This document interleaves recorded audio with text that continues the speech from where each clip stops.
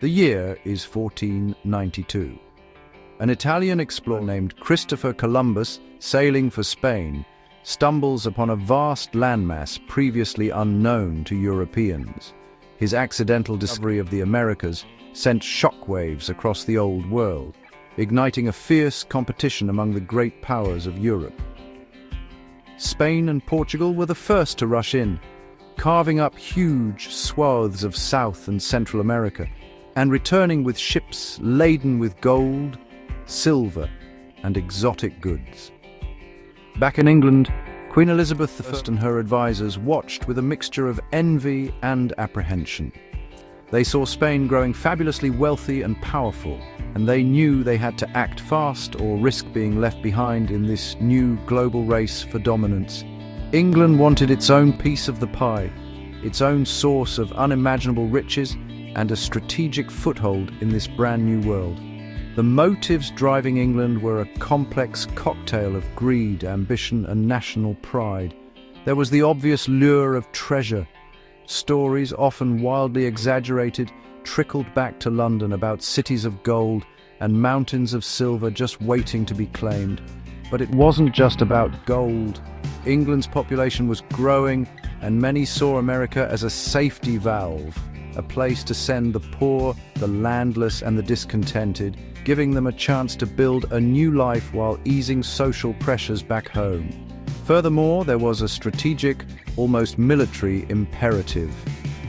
Establishing colonies in North America would allow England to challenge Spanish supremacy, providing bases from which English ships, including the infamous privateers or sea dogs like Sir Francis Drake, could raid Spanish treasure fleets. Beyond the economic and political calculations, there was also a powerful religious dimension to England's colonial ambitions of God, gold, and glory created an unstoppable momentum. The dream of America was not just a fantasy, it became a matter of national policy, a grand project that would define England's future and change the course of world history forever. This era of exploration was fueled by a sense of boundless possibility. For the people back in England, the merchants in London, the farmers in the countryside, the sailors in Bristol, America was a land of myth and legend. It was a place where a common man could become a lord, where fortunes could be made overnight, where new societies could be built from scratch, free from the rigid hierarchies of the old world.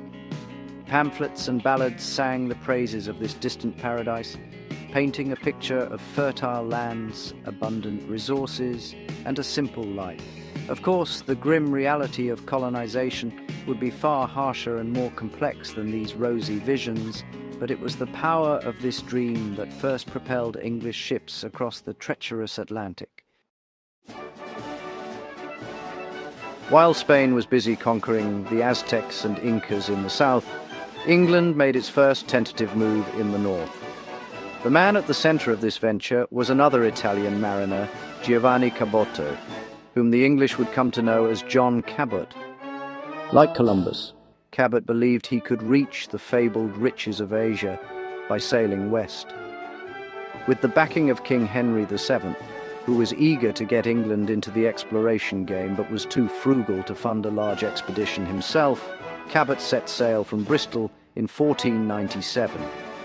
His ship, the Matthew, was tiny, crewed by just 18 or so sailors. Their mission was simple: find a new route to Asia and claim any new lands for the English crown.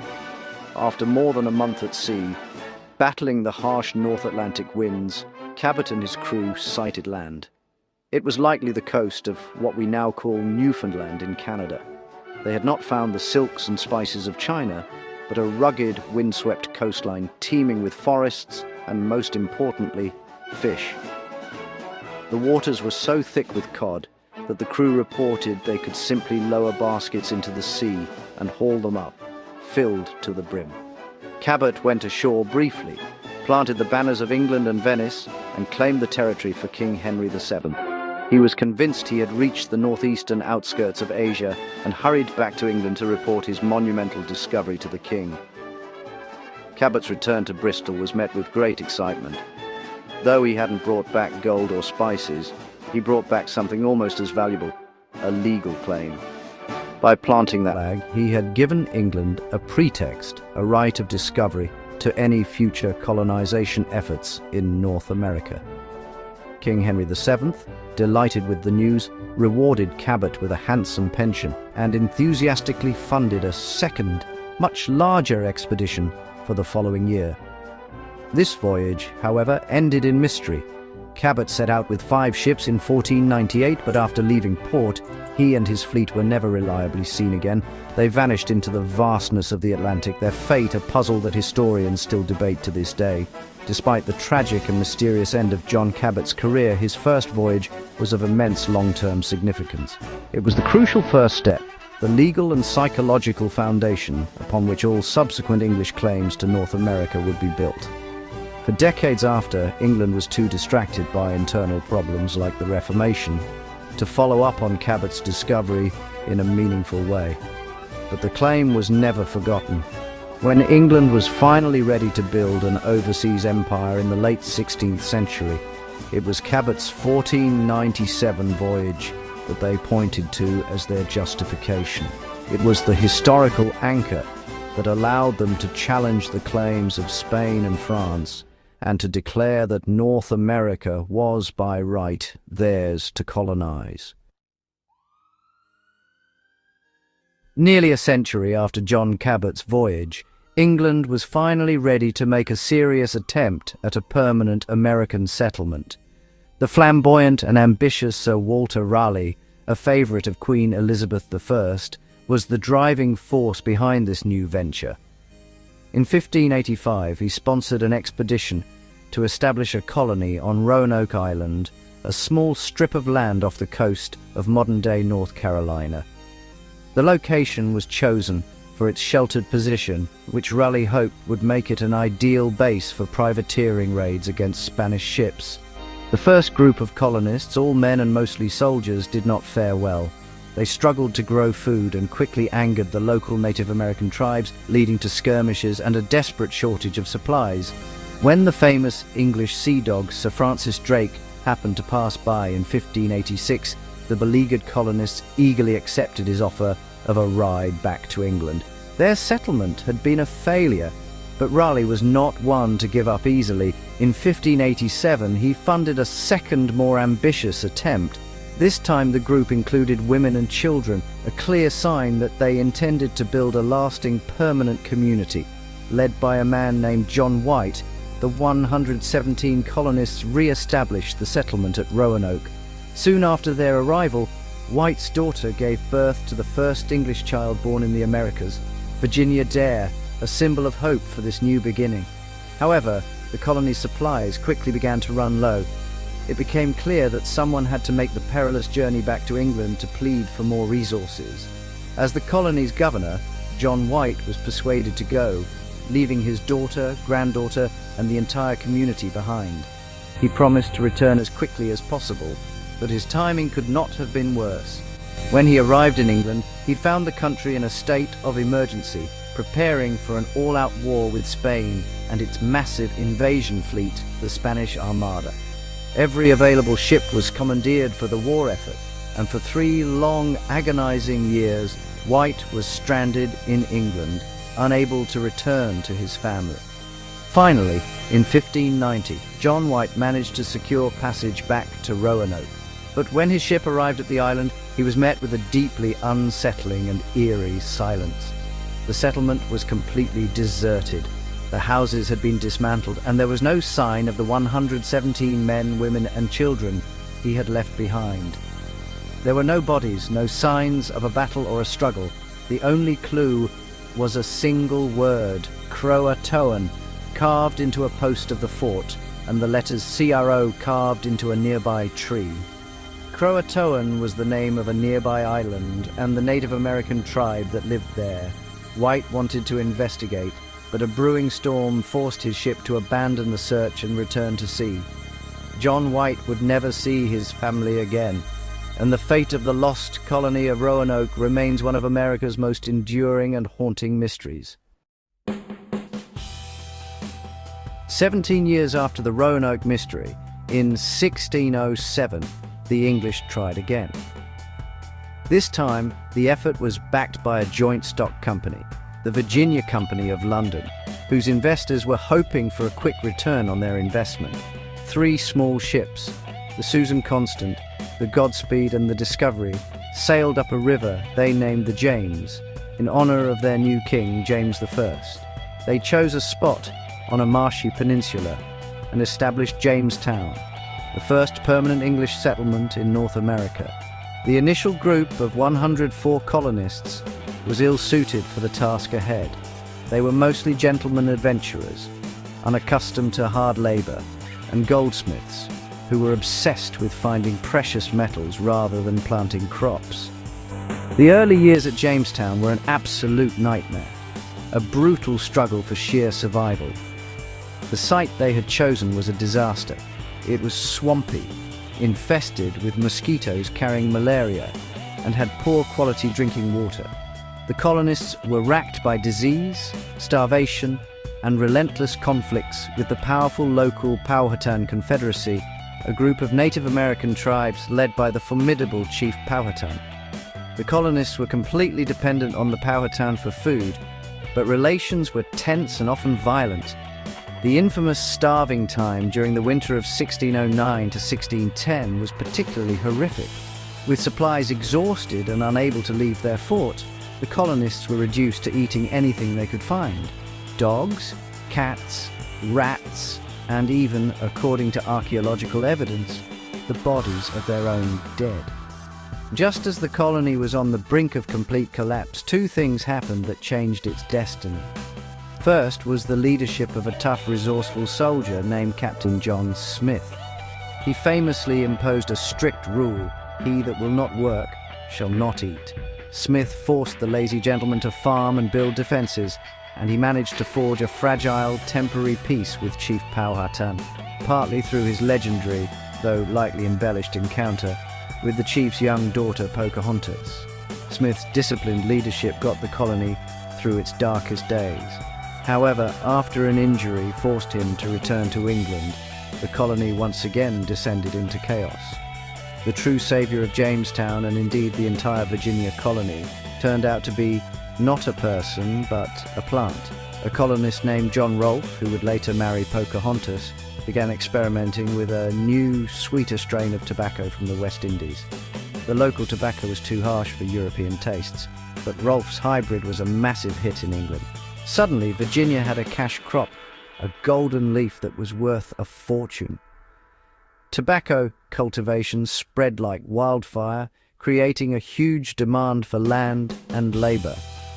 It transformed Virginia from a failing outpost into a profitable enterprise, ensuring its survival and setting the economic pattern for the entire southern region of colonial America.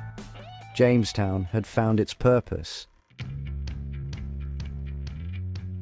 The success of tobacco in Virginia proved that there was money to be made in America, and this kicked off a new wave of English colonization. Over the next century and a quarter, a total of 13 distinct colonies were established along the Atlantic coast, each founded for its own unique set of reasons. These colonies were not a unified entity, but a diverse patchwork of societies. Broadly, they could be grouped into 3 regions: the New England colonies, the Middle colonies, and the Southern colonies. Each region developed its own character, economy, and social structure, shaped by its geography, its founders' goals, and the people who settled there. This diversity would become a defining feature of America. In the north lay New England, which was largely settled by people seeking religious freedom. In 1620, a group of religious separatists known as the Pilgrims landed at Plymouth, in what would become Massachusetts. They were followed 10 years later by a much larger group of Puritans, who hoped to build a city upon a hill, a perfect Protestant society that would serve as a model for the rest of the world. Life in New England was dominated by strict religious rules, small family farms, and a tight-knit community structure. The rocky soil and harsh winters made large-scale agriculture difficult, so their economy was based on fishing, shipbuilding, and trade. The middle colonies, New York, New Jersey, Pennsylvania, and Delaware, were the most diverse of the three regions. New York was originally a Dutch colony called New Netherland, which the English captured in 1664, inheriting its cosmopolitan mix of people from all over Europe. Pennsylvania was founded by William Penn, a Quaker who envisioned a colony based on principles of peace, religious tolerance, and fair dealings with Native Americans. As a result, it attracted a wide range of immigrants, including Germans, Scots-Irish, and other religious dissenters. This region, with its fertile soil and moderate climate, became the breadbasket of the colonies, producing huge surpluses of wheat and grain. The southern colonies, Maryland, Virginia, the Carolinas, and Georgia, were almost entirely driven by the pursuit of wealth through large-scale agriculture. Their warm climate and rich soil were perfect for growing cash crops like tobacco, rice, and indigo. This plantation economy created a society with a stark class structure, dominated by a small elite of wealthy landowners. Crucially, the immense labor required to run these plantations led to the widespread and brutal institution of African slavery. By the 18th century, enslaved people formed a significant portion of the southern population, and their forced labor was the engine that powered the region's immense wealth, creating a society profoundly different from those in the north. As the 13 colonies grew and prospered, England, which became Great Britain after its union with Scotland in 1707, began to view them in a very specific way. The colonies were not seen as partners or equals, but as possessions, existing for one primary purpose: to enrich the mother country. This economic philosophy, known as mercantilism, was the dominant European thinking of the time. The theory was simple. A nation's power was measured by its wealth, especially its supply of gold and silver. To become powerful, a nation needed to export more than it imported. Colonies were the key to achieving this. They could provide raw materials that Britain would otherwise have to buy from other countries, and they could serve as a captive market for Britain's manufactured goods. To enforce this system, the British Parliament passed a series of laws known as the Navigation Acts, starting in the mid-17th century. These laws were designed to tightly control all aspects of colonial trade.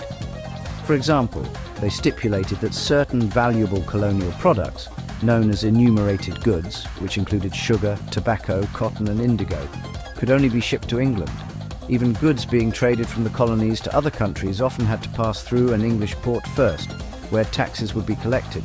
Furthermore, almost all goods imported into the colonies had to arrive on British ships and come from Britain, preventing the colonists from buying cheaper products directly from France, Spain, or Holland. The goal of these acts was to create a closed economic loop. The colonies would send cheap raw materials like timber, fur, and tobacco to Britain. British factories would then turn these materials into finished products like furniture, clothing, and tools. These manufactured goods would then be sold back to the colonists at a profit. This system ensured that wealth flowed from the colonies to Britain, strengthening the British economy, its merchant fleet, and its navy. For a long time, the colonists largely accepted this arrangement. The laws were not always strictly enforced, and smuggling was rampant. Plus, the colonists benefited from the protection of the powerful British military and navy. However, this one-sided relationship sowed the seeds of future conflict. The mercantilist system fundamentally limited the economic potential of the colonies. Colonial entrepreneurs were forbidden from developing certain industries, like iron manufacturing, that might compete with those in Britain. They were forced to sell their most valuable products to Britain, even if they could get a better price elsewhere. While the system benefited some colonial merchants who were part of the protected trade network, it frustrated many others who felt they were being treated like second-class citizens whose economic interests were always subordinate to those of the mother country. This growing economic resentment would eventually merge with political grievances to create an explosive situation. For much of the 17th and 18th centuries, the settlers in America thought of themselves as transplanted Britons. They were proud subjects of the king, celebrated British military victories, and emulated British culture, fashion, and law. A wealthy Virginian planter saw himself as an English country squire, and a Boston merchant saw himself as part of a global British trading empire. They were Virginians or Pennsylvanians or New Englanders, but their overarching identity was British. However, over time, a slow but profound transformation began to take place. Living thousands of miles away from Britain in a vastly different environment, facing unique challenges and opportunities, the colonists began to develop a new shared identity, an American one. Several factors contributed to this gradual shift. The sheer distance and the reality of life on the frontier forced colonists to become more self-reliant and independent-minded. The rigid class structures of Britain were less pronounced in America, where land was more widely available and there was greater opportunity for social mobility. A person's success was often determined more by their hard work and ingenuity than by their birth. This fostered a spirit of individualism and a belief in meritocracy that was distinctly different from the deferential society of Britain. Colonists were solving their own problems, building their own communities, and governing their own local affairs through colonial assemblies, all with minimal interference from London for long periods. Another powerful force was the intercolonial exchange of people, goods and ideas. Although each colony was distinct, they were increasingly connected by roads and coastal shipping routes. Merchants from Boston traded with planters in Charleston. Newspapers and pamphlets printed in Philadelphia were read in New York and Virginia. Events like the Great Awakening, a major religious revival in the 1730s and 1740s, swept through all the colonies, creating a shared cultural and religious experience that transcended colonial boundaries. It was the first major event that all the colonists experienced together, and it encouraged a more democratic and individualistic approach to religion, which naturally spilled over into their political thinking. The French and Indian War, from 1754 to 1763, a North American theater of the global 7 Years' War, was a critical turning point in this process. For the first time, colonists from different colonies had to fight side by side in a common cause, defending their homes against the French and their Native American allies. This fostered a sense of unity and shared purpose. At the same time, it also highlighted the cultural differences between the colonists and the British regular soldiers they fought alongside. The colonists saw the British officers as arrogant and dismissive, while the British viewed the colonial militias as undisciplined and unreliable. This wartime experience, paradoxically, strengthened the colonists' sense of being American by showing them how different they had become from their British cousins. The end of the French and Indian War in 1763 should have been a moment of triumph for the British Empire and its American colonies.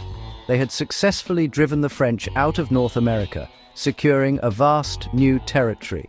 However, the victory came at a staggering cost, leaving Britain with a mountain of debt. Looking across the Atlantic, the British government saw 13 prosperous colonies that, in their view, had benefited from the costly war but had paid very little for it. Parliament decided it was time for the colonists to start contributing their fair share to the costs of their own defence and administration. This decision would set the colonies and the mother country on a collision course. The first major move was the Sugar Act of 1764, which was followed by the deeply unpopular Stamp Act of 1765. This law imposed a direct tax on the colonists for the first time, requiring them to buy a special stamp for all sorts of paper goods, from legal documents and newspapers to playing cards. The colonists were absolutely furious. Their anger was not just about the money, it was about the principle. For decades, they had been taxed only by their own elected colonial assemblies. They had no representatives in the British Parliament, and they argued that taxation without representation was a violation of their fundamental rights as Englishmen. Protests erupted across the colonies. The cry, "No taxation without representation," became the rallying slogan of a growing resistance movement.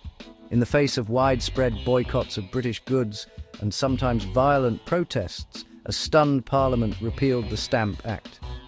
But it simultaneously passed the Declaratory Act, asserting that it had the full right to make laws for the colonies in all cases whatsoever. The conflict was far from over. A series of new taxes, known as the Townshend Acts, followed, leading to further protests and a growing military presence in cities like Boston.